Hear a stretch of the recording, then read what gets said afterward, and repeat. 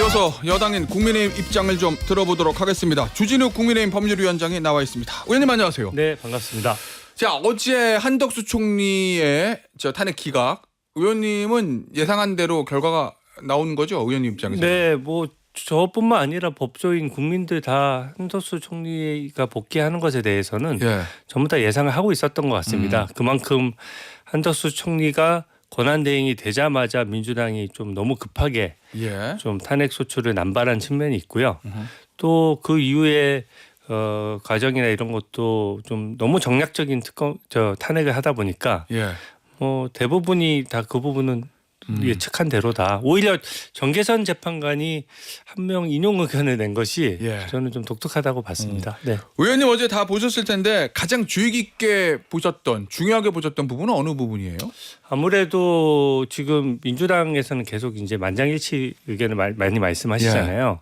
근데 헌법 체계나 이제 헌법재판소 관련된 체계를 보면 각자 자기 가치관에 따라 가지고 헌법 정신에 따라서 각자 의견을 내야 돼요. 근데 이게 다수결로 해가지고 한쪽으로 몰아붙여서 만장일치가 되면 소수 의견이 묵살될 수가 있거든요. 근데 어제 의견이 여러 가지로 갈림으로써 그랬죠. 만장일치 가능성은 저는 거의 많이 없어졌다라고 생각하고요. 대통령 탄핵 심판이고요. 그리고 지금 현재 헌법재판소 구도상 대통령 탄핵 재판이 진행되는 과정에서는 다수의 재판관들 의견대로 막 진행된 측면이 있습니다. 어쨌든 진행 과정이 있어서 진행 과정에서 뭐 반대 신문권을 보장 안 한다든지 재판 일정을 잡는다든지 이럴 때마다 매번 만장일치를 할 수는 없잖아요. 그러니까 다수결로 하다 보니까 다수의 의견대로 끌려간 측면이 있어요.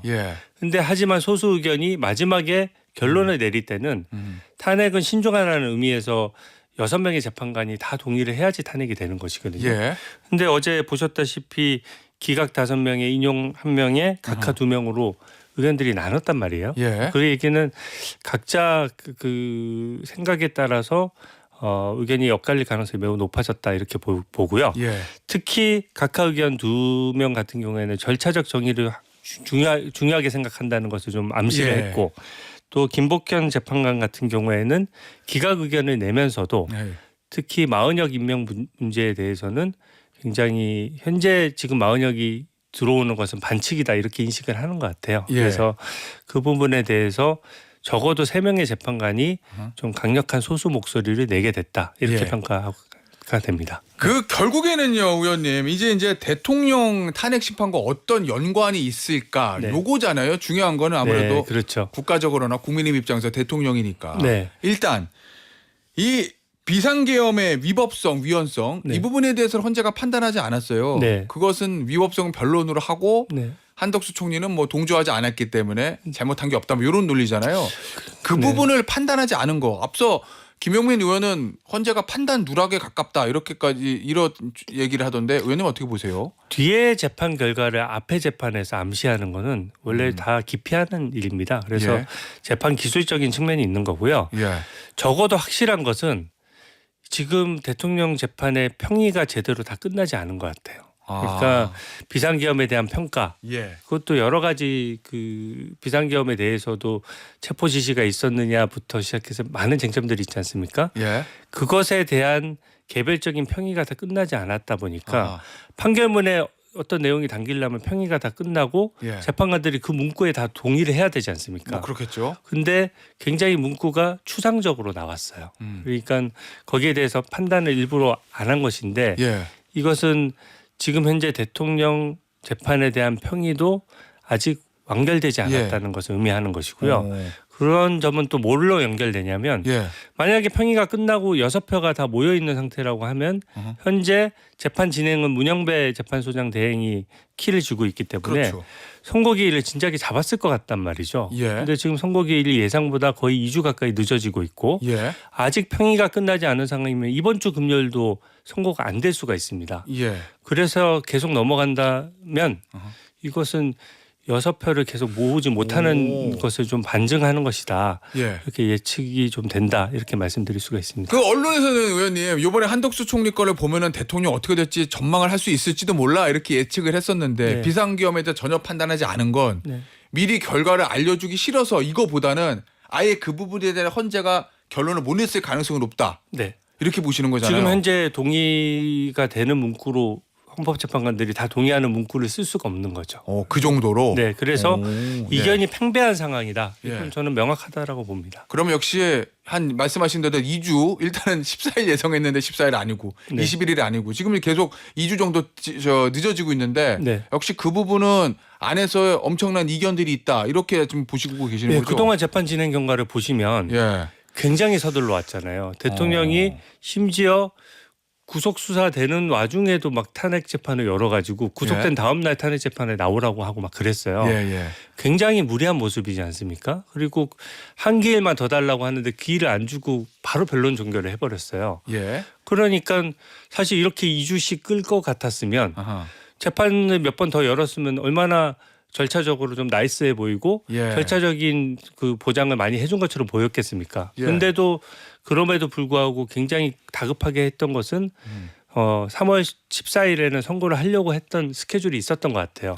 근데 그것이 벌써 2주째 미뤄진다면 예. 이거는 뭔가 당초의 계획하고 달라진 거 아니냐라는 추론이 가능한 것이고 예. 실제 어제 의견들이 막 엇갈렸던 부분들이 예. 저는 그것을 좀 암시하고 있다 이렇게 생각합니다. 그 의견들이 엇갈렸던 부분인데요. 네네. 결국 이제 5대 2대 1이잖아요. 네네. 근데 보시면 어제 조한창 그다음에 정영식 재판관이 이제 각하, 네. 그다음에 김복형 재판관이 이제 기각인데 마은혁 재판관 임명한 것이 위헌 위법 자체도 아니다. 뭐 이렇게 이제 판단을 했잖아요. 맞습니다. 결국에는 그 세 사람이 네. 대통령 파면이냐 아니냐 결정하는데 키를 쥐고 있다. 네. 뭐 이런 얘기들을 많이 하더라고요. 네. 5대 3 구도. 네네. 의원님들 그 분석에 동의하십니까? 네, 뭐 일정 부분 동의할 수밖에 없는 것이요. 예. 일단 저희가 계속 문제 삼았던 것이 대통령 탄핵 재판이 절차적인 위반이 한두 가지가 아니고 예. 뭐 헌법학자들도 10가지를 넘게 지적할 정도로 굉장히 이례적으로 진행이 됐단 말이죠. 그 와중에 절차적 위반을 이것도 151석이냐 200석이냐 하는 부분도 예. 사실은 이제 헌법 해석에 갈릴 수 있는 부분이거든요. 예. 근데 어쨌든 두 명의 재판관이 별개의 의견이 아닌 명확한 각하 의견, 반대 예. 의견으로서 자기 의사를 명확히 한 측면이 있고요. 절차에 대한 부분. 네네. 예. 그러니까 그 부분을 보면 이 두 재판관은 절차적인 보장을 굉장히 중요시하는구나. 예. 그러면 대통령 재판에 있어서 각하 가능성이 어느 정도 더 높아졌구나 이런 건 생각할 수 있는 거고요. 예. 김복현 재판관도 좀 굉장히 명확한 자기 주관을 보여준 거예요. 예. 마은혁 임명 문제는 헌재 위상과 관련된 문제이기 때문에 마은혁 후보를 임명하는 해서 구인 체제를 만드는 게 헌법재판소 입장에서는 권위를 더 세우는 거거든요. 예.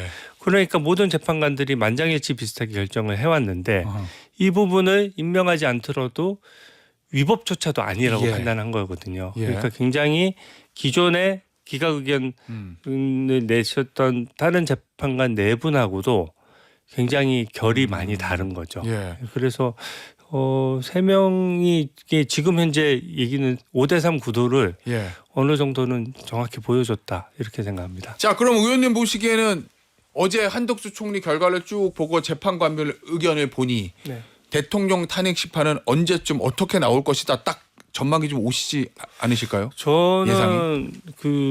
이게 다 맞물려 있어요. 예. 이재명 대표 선고도요. 예. 이 헌법재판은 완전히 사법 영역은 아닙니다. 정치적인 영역이 있어요. 국민을 예. 통합해야 되고 국론 분열을 막아야 되고 이런 임무도 부여돼 있다 보니까 여론을 살피는 것이 헌법재판에 있어서는 어느 정도 허용이 됩니다. 예. 그러니까 정치와 사법의 중간 영역이라고 하잖아요. 그렇겠죠. 그러니까 그 부분을 보면 이재명 대표 선고에서 만약에 당선 무효형이 나온 상태에서 예. 대통령 탄핵 재판이 이번 주 금요일에도 선고 기일이 잡히지 않는다라고 예. 하면 현재 구도가 여론의 흐름이 민주당이 탄핵을 남발해 왔다는 것에 대한 어떤 국민적인 평가는 높아지고 또 예. 그것이 이재명 대표 사법 리스크 때문이구나라는 그 그림이 예. 보여지는 거잖아요. 그 상황 하에서 대통령 탄핵 재판이 늦춰지면은 예. 늦춰질수록 탄핵이 기각 또는 각하될 가능성이 높아지는 거죠. 갈수록 늦어지면 늦어질수록 국민의힘과 대통령실에게 유리하다. 네. 이런 입장이시잖아요. 네, 네. 그러면 기각을 예상하세요? 각하를 예상하세요? 지금 뭐 그 부분은 기각이냐 각하냐는 건 중요하지 않습니다. 왜냐하면은 제가 처음에 각하를 얘기했던 것은 원래 그 논리적으로 각하를 먼저 판단하고 이번에도 그렇게 했지 않습니까? 각하 여부를 먼저 판단하고 각하가 아니면 기각 여부를 또 기각이냐 인용이냐를 따지는 거거든요. 제가 각하를 주장하는 것은 절차적 위반이 너무 많다는 걸 지적하는 거고요. 기각될 가능성이 제가 굳어 보니까 더 높아진 것이 이 증거나 이런 거에 절차적 위반이 많으면 증거 자체를 채택 안 하거나 증거의 효력을 부정할 수가 있어요. 그러면 예를 들어 대통령 체포 지시가 있었다 없었다 하는 부분도 헌재가 너무 편하게 진행하다 보니까 증인을 너무 적게 불러본 겁니다. 근데 그 증인인 곽종건, 홍장원조차도 진술이 막 번복된단 말이죠. 그러니까 현재 엄격한 증명주의, 증거주의에 따를 때 현재 대통령의 체포 지시가 있었다라고 보일 증거가 충분하냐 이런 부분에 이제 헌법재판관대 의견이 엇갈릴 수가 있고요. 그런 부분이 요번처럼 각하 기각이 엇갈리면서 주문은 기각이 나올 수도 있는 그런 상황이라고 생각합니다. 예전에 봤을 때보다 지난주 지지난주보다 한덕수 총리 탄핵 심판 결과를 보고 나니까 대통령 탄핵 심판의 기각의 가능성은 더 높아졌다 이렇게 지금 전망하고 계시는 거죠? 네, 그런 것도 그렇고 14일에서 하루도 재판을 더 안 열어줄 것처럼 하다가 헌법재판소가 2주나 늦게 잡으니까 이견이 굉장히 강하게 충돌하고 있구나. 이건 국민들께서도 다 눈치채셨을 것이라고 생각합니다. 알겠습니다. 자, 그런데 이제 민주당에서는요. 대통령의 복귀는 계엄 면허증을 주는 것과 같은 민주공화국의 자살이다. 김민석 의원입니다. 헌재가 내란 동조 세력으로 국민적 지탄을 받을 것이다. 김용민 의원의 얘기예요. 이런 평가가 나왔는데 이거 어떻게 들으셨어요? 근데 민주당이 항상 주장할 때 논리 비약하고 내로남불이 있다 보니까 대국민 설득력이 좀 떨어지는 측면이 있어요. 계엄도 자꾸 2차 계엄 얘기를 하거든요. 애초에 처음 설계될 때부터 2차, 3차 계엄을 준비하고 있었다. 하지만 실상은 어떻습니까? 국회에서 비상계엄 해제를 가결했을 때 바로 수용을 했어요. 국무회의를 거친 다음에 즉시 수용해서 비상계엄을 바로 해제를 했고요. 그게 대통령실에서 혹은 대통령이 시간을 끈 게 아니지 않습니까? 그리고 그 이후의 정황을 보더라도 국정조사에서 민주당에서는 마치 2차 계엄이 있었을 것처럼 계속 부각을 했지만 실질적으로는 2차 계엄이 준비됐던 정황도 없는 데다가 현재 이 상황 하에서 어떻게 2차 계엄을 하겠습니까? 그건 저는 계엄 면허증이라고 하는 거는 그냥 민주당의 일방적인 프레임에 불과하다라고 생각하고요. 내란 옹호나 뭐 이런 부분도 민주당 이재명 대표에 대해서는 계속 그 무죄 추정을 얘기하면서 이거는 지금 내란죄 부분에 대해서는 지금 공수처 수사권부터 시작해서 모든 법률적인 문제가 다 터져 나왔는데 무조건 유죄인 걸 전제로 해서 그와 관련돼서 조그만한 반대 의견을 내는 사람도 전부 다 싸잡아서 내란 성동죄다 뭐다 해서 일반 국민들까지 옥죄인단 말이죠. 이런 모습은 저는 민주당이 굉장히 오만해 보일 수 있기 때문에 오히려 더 독이 되는 것이다 이렇게 생각합니다. 자, 어제 이제 한덕수 총리가 마흔영 헌법재판관 임명하지 않은 거 이게 탄핵 사유가 탄핵까지는 아니지만 이제 위헌 위법이다라는 게 다수 의견이잖아요. 네네. 민주당에서는 지금 마흔영 재판관 임명해라 이렇게 요구하고 있는데 만약에 임명하지 않을 거로 보십니까? 아니면 임명할 거로 보십니까? 해야 된다고 보세요? 아니면 근데 민주당이 가만 보십시오. 민생을 좀 챙기는 것처럼 하다가 지금 민생은 다 내팽개치고 어떻게 보면 천막당사까지 해서 마흔역 임명에만 목을 매요. 그 장면이 역설적으로 마흔역을 임명해서는 안 된다는 것을 보여주는 겁니다. 왜냐하면 대통령 탄핵 재판이 변론까지 종결됐고 어떤 축구 경기로 따지면 시합이 끝난 거예요. 근데 심판 한 명을 본인들이 넣어서 그 결과를 흔들어 보겠다고 하는 것인데 그게 지금 현재 헌재의 결정조차도 마흔역 후보를 임명하는 시기는 강제할 수 없다. 시기를 못 박을 수도 없고 뭔가 강제할 수단도 없다라고 판단한 거지 않습니까? 지금 현 시점에 마흔역 후보를 임명한다는 것은 그냥 지금 그 6표에 대한 탄핵 인용표가 모이지 않으니까 마흔역 후보를 넣어서 임명을 하겠다는 그 뻔한 정치적인 수가 보이는 거거든요. 그런 상황 하에서 어떤 임명을 하게 되면 오히려 헌재의 객관성을 엄청나게 떨어뜨리는 것이다. 그렇게 판단한다면 국민 누가 승복할 수 있겠습니까? 그래서 더더군다나 마흔역 후보는 지금 들어가도 대통령 탄핵 재판에 제대로 참여도 안 했잖아요. 그러니까 마지막에 변론 제기해서 얼굴 한번 빼꼼히 내민 다음에 바로 대통령 탄핵에 인용표를 던진다면 그건 승복하기 어려운 것이고요. 이번에 한덕수 총리의 탄핵 인용 의견을 밝혔던 정계선 재판관. 예. 이분은 민주당이 단독으로 추천한 재판관이에요. 예. 마은혁 후보도 마찬가지입니다. 그러니까 민주당이 단독으로 추천한 헌법재판관들이 얼마나 지금 국민의 법관정하고 동떨어진 사람들을 이제 민주당이 추천했는지를 볼 수 있는 부분이거든요. 마은혁 후보는 들어오는 순간 예. 탄핵 그 기각이나 각하의 표를 던질 가능성이 제로예요. 그러니까 그것은 반대로 예. 임명 시기에 있어서 지금은 아니다라고 보는 것이고. 자, 그러면 마은혁 후보자 재판관 임명을 계속 주장하는 건 정족수 6명을 못 채워서 그런 거다 이런 입장이신 거군요. 네, 네, 그게 너무 뻔히 보이는 상황이라고 생각합니다. 예. 네. 근데 어제 한덕수 총리 때 임명하지 않은 게 이제 위헌 위법이라고 헌재가 이제 선언을 해버린 상황이어가지고 시기 문제가 있지 않습니까? 시기를 예. 임명을 궁극적으로 영원히 하지 않는다. 예. 영원히 우리나라 헌법재판소는 8인 체제로 가야 된다. 그건 저도 동의할 예. 수 없습니다. 하지만 지금 대통령 탄핵 재판이라는 우리 국정 운영에 있어서 가장 정치사에 있어서도 예. 가장 예민한 시기에 임명하는 것은 아니다. 알겠습니다. 이렇게 말씀드리겠습니다. 의원님, 네. 이번 주에 사법 슈퍼위크라고 언론에서 불렀는데 어제 월요일은 끝났고 네. 내일 네. 이재명 대표의 선거법 2심 선고가 있습니다. 네. 이거 어떻게 전망하세요? 1심을 이제 2년 2개월이나 했지 않습니까? 예. 그만큼 많은 증거와 법리를 가지고 다퉜고 증인들을 관련 공무원들을 5, 60명을 다 불러봤어요. 그래서 1심은 이제 징역 1년에 집행유예 2년이 나온 상황이고요.